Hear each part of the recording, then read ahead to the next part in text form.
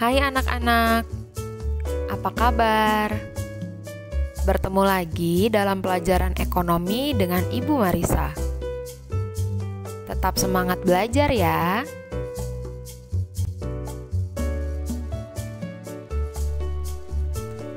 Minggu ini kita akan masuk dalam kompetensi dasar yang ketiga, yaitu tentang penyusunan siklus akuntansi pada perusahaan jasa.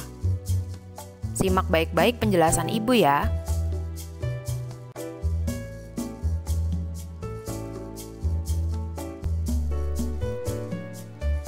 Cakupan materi dalam kompetensi dasar yang ketiga ada 6 poin. 1. Karakteristik perusahaan jasa. 2. Transaksi keuangan dan bukti transaksi. 3. Aturan debit kredit dan saldo normal. 4. Tahapan pencatatan akuntansi pada perusahaan jasa.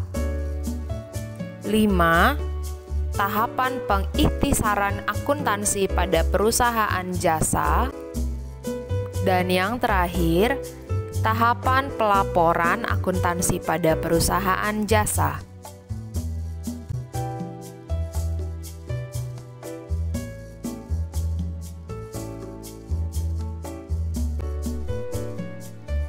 Siklus akuntansi pada perusahaan jasa terdiri dari 3 tahapan. Tahapan yang pertama yaitu tahapan pencatatan. Terdiri dari 1. Melakukan analisis transaksi keuangan dan bukti-bukti transaksi. 2. Mencatat seluruh transaksi ke dalam jurnal umum. 3. Memindahkan atau posting transaksi ke dalam buku besar. Tahapan yang kedua adalah tahapan pengikhtisaran. Terdiri dari 1. Menyiapkan neraca saldo. 2. Menganalisis data penyesuaian berupa ayat jurnal penyesuaian atau biasa disebut dengan AJP. Dan 3. Menyusun kertas kerja. Tahapan yang terakhir adalah tahapan pelaporan. Terdiri dari 1. Menyiapkan laporan laba rugi. 2. Menyusun laporan perubahan modal. Dan 3. Menyusun neraca.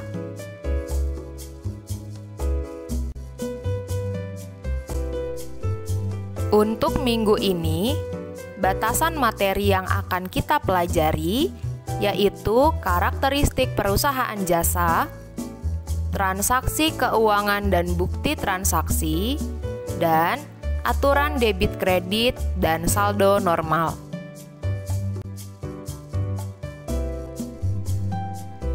Sekarang, apa sih pengertian perusahaan jasa?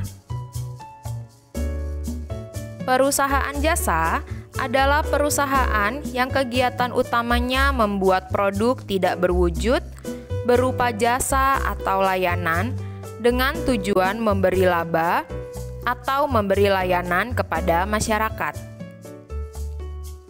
Perusahaan jasa memiliki faktor-faktor produksi berwujud. Perhatikan jasa yang berhubungan dengan kendaraan. Layanan yang ditawarkan montir kendaraan adalah jasa perbaikan kendaraan yang rusak agar dapat dijalankan kembali. Agar kendaraan tersebut dapat dijalankan kembali, seorang montir memerlukan peralatan berwujud seperti dongkrak, gergaji, obeng, dan lain-lain.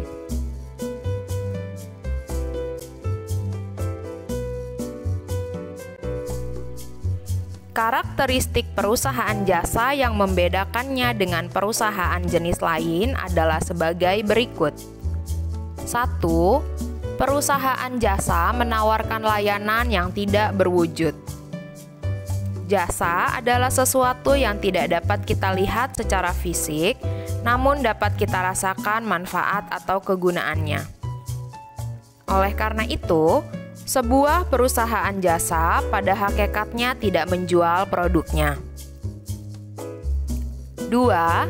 Standar harga untuk suatu layanan yang ditawarkan perusahaan jasa sulit diukur dan bervariasi.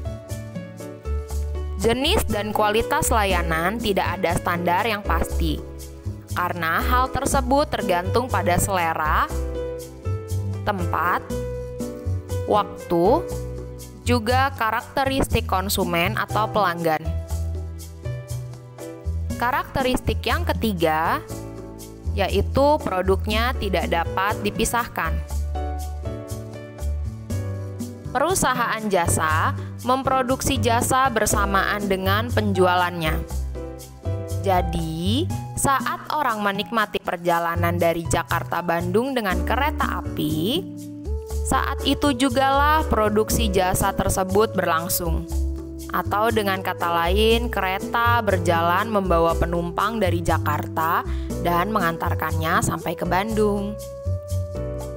Dan karakteristik yang terakhir adalah tidak dapat disimpan, yaitu sifat jasa yang tidak dapat disimpan untuk dijual kembali pada waktu yang berbeda. Oleh karena itu, perusahaan jasa tidak memiliki persediaan jasa. Jadi, berdasarkan karakteristik tersebut, dapat kita simpulkan bahwa perusahaan jasa adalah suatu kegiatan yang usahanya ditujukan untuk memperoleh laba dengan memberikan pelayanan atau menjual jasa-jasa tertentu.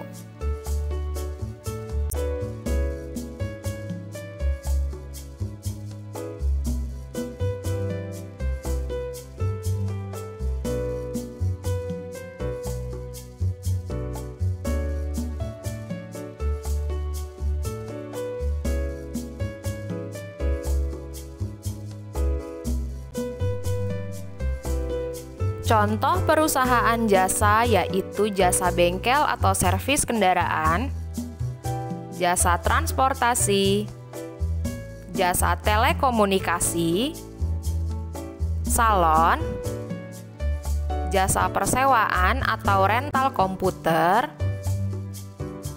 jasa pengacara,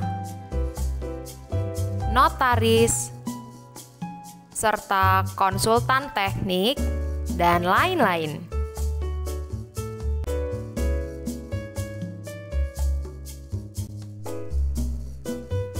Untuk mencapai tujuannya, yaitu mencari keuntungan atau memberi layanan kepada masyarakat, perusahaan jasa melakukan transaksi seperti membeli perlengkapan dan peralatan, menjual jasa, membayar beban, dan kegiatan lainnya. Transaksi keuangan adalah kegiatan yang dilakukan perusahaan dalam rangka merealisasikan tujuan perusahaan. Contoh transaksi keuangan antara lain pembelian peralatan, pembayaran utang, dan penerimaan piutang. Berikut adalah jenis-jenis transaksi keuangan. Pertama, transaksi internal. Transaksi internal adalah transaksi yang terjadi pada intern perusahaan. Transaksi ini tidak mempengaruhi pihak luar atau pihak ekstern perusahaan. Contohnya, keputusan penetapan jumlah penyusutan aktiva dan penetapan banyaknya perlengkapan yang digunakan selama periode tertentu. Dan jenis transaksi keuangan yang kedua yaitu transaksi eksternal. Transaksi eksternal merupakan transaksi yang terjadi antara pihak perusahaan dengan pihak luar. Transaksi eksternal membuat perubahan pada pembukuan perusahaan akibat melakukan transaksi dengan pihak eksternal. Contoh transaksi eksternal adalah penerimaan piutang, pembayaran utang, pembelian perlengkapan, dan pemberian jasa.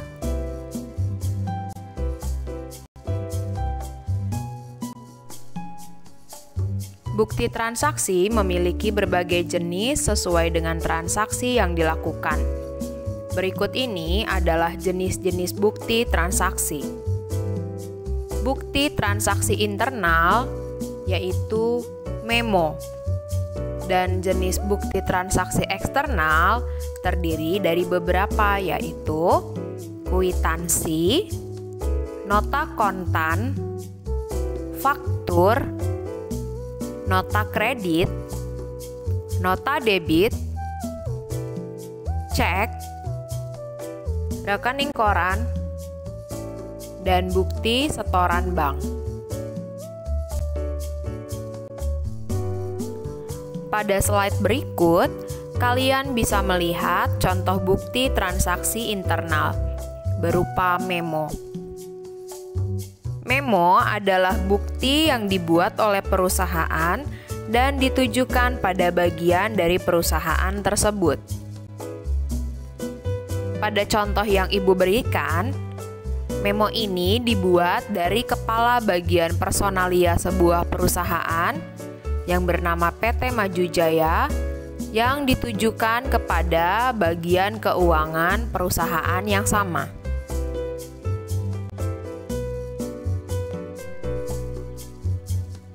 Sekarang kita masuk pada contoh bukti transaksi eksternal. Yang pertama adalah kwitansi. Kwitansi adalah bukti pembukuan untuk penerima pembayaran dan untuk orang yang membayar. Biasanya, kwitansi paling sedikit dibuat rangkap 2. Kwitansi asli diberikan kepada pembayar. 1 lembar lagi diperuntukkan bagi penerima uang.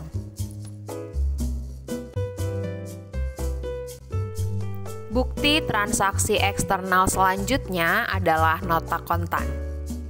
Nota kontan adalah bukti pencatatan untuk transaksi pembelian barang secara tunai yang dibuat oleh penjual dan diberikan kepada pembeli. Selanjutnya adalah faktur. Faktur adalah bukti transaksi pembelian atau penjualan barang dagangan secara kredit. Bukti transaksi eksternal selanjutnya adalah nota debit. Nota debit merupakan bukti transaksi pengembalian barang yang sudah dibeli atau retur pembelian. Nota debit adalah dokumen yang menjadi bukti terjadinya pengurangan hutang usaha karena adanya pengembalian barang dagangan. Selanjutnya adalah nota kredit. Nota kredit merupakan bukti penerimaan kembali barang yang sudah dijual atau retur penjualan. Nota kredit dibuat oleh penjual yang berguna untuk mengurangi piutang usaha yang akan ditagihkan kepada pembeli.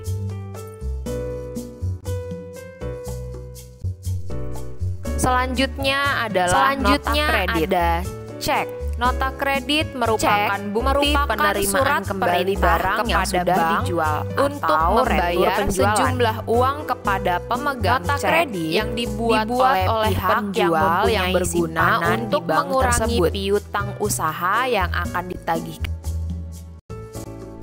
Bukti transaksi eksternal selanjutnya yaitu rekening koran. Rekening koran adalah sebuah bukti transaksi tentang mutasi kas pada bank yang disusun oleh pihak bank untuk para nasabahnya. Rekening koran dipakai untuk dasar penyesuaian pencatatan antara saldo kas menurut perusahaan dan juga saldo kas menurut bank. Dan bukti transaksi eksternal yang terakhir yaitu bukti setoran bank. Bukti setoran bank adalah suatu bukti transaksi setiap nasabah saat melakukan setoran di bank. Nasabah harus mengisi lembar slip setoran yang sudah disediakan oleh bank terlebih dahulu. Tujuannya untuk bukti bahwa nasabah tersebut benar-benar menyetorkan uang pada bank tersebut. Bagaimana? Apakah kalian sudah cukup memahami mengenai karakteristik perusahaan jasa, transaksi keuangan pada perusahaan jasa beserta bukti-bukti transaksinya? Kalau sudah, yuk kita ulas sedikit mengenai materi beberapa minggu lalu mengenai aturan debit kredit dan saldo normal pada akuntansi. Disimak baik-baik ya. Di dalam tabel tersedia 5 nama akun.